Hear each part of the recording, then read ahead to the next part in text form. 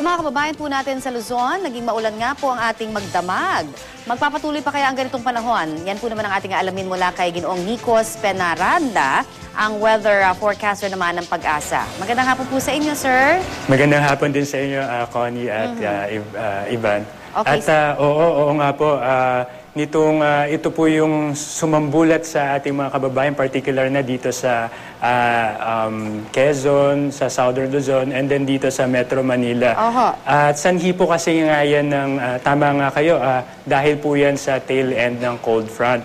At dito naman sa Manila, based dun sa latest na radar data, umiimpis naman yung mga kaulapan, kaya lang patuloy po na umaapekto yung mga widespread rains dito sa Quezon and Aurora areas. Kaya as of 11 a.m., naglabas po ng advisory ang Pag-asa, ukol po dito sa epekto ng tail end ng cold front, at widespread rains nga po ang inaasahan sa Quezon, Isabela, and then dito sa Aurora, and then portions din po ng Kabikulan. Yes, sir. At kailan ho ito matatapos o hanggang kailan ho natin inaasahang magtatagal po ang ganitong maulan na panahon? Oo. Dito sa Manila, improving weather na tayo by tonight. And then in the coming days, kinabukasan po, asahan po na maganda na po yung panahon.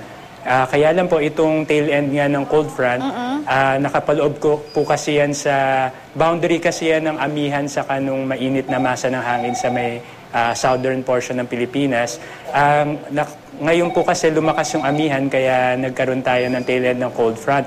Pero sa susunod na mga araw, inaasahan na ihina yung amihan, kaya itong boundary ng malamig at mainit na masa ng hangin ay mapopwesto po dito sa may Northern Luzon. So asahan po, kinabukasan, ito pong mga magiging maulan po ay itong eastern section ng Central at Northern Luzon. Ayun. What about yung dati na pong mga problema kasi yung Visayas at Mindanao, matagal na inulan din ho yan in the past weeks. Ngayon, kamusta na po ang panahon nila? Tama yan. Bukas maayos naman, maganda naman ang lagay ng panahon na based sa ating current data. Maganda naman ang panahon mula Southern Luzon hanggang Visayas, Mindanao in the coming days. At inaasahan nga po, maaari pong maging maalinsangan ang ating panahon towards the end of the week.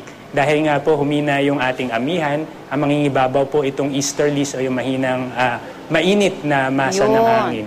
At habang pong easterlies tayo, patuloy po na may mga pulo-pulong pag-ulan at hanggang scattered po na ulan itong eastern sections ng bansa.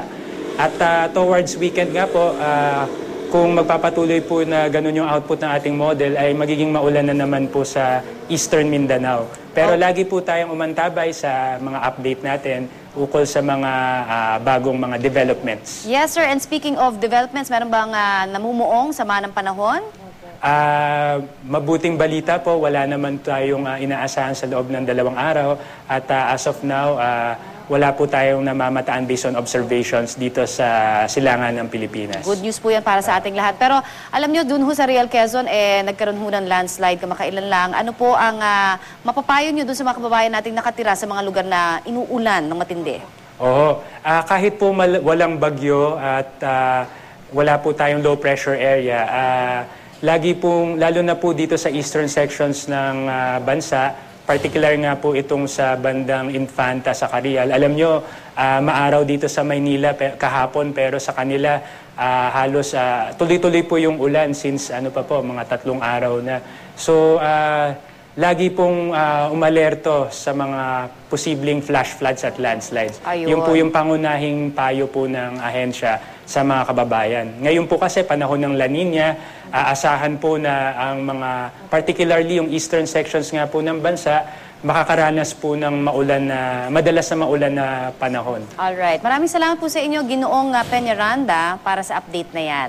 Siya naman po ang weather forecaster mula sa Pag-asa.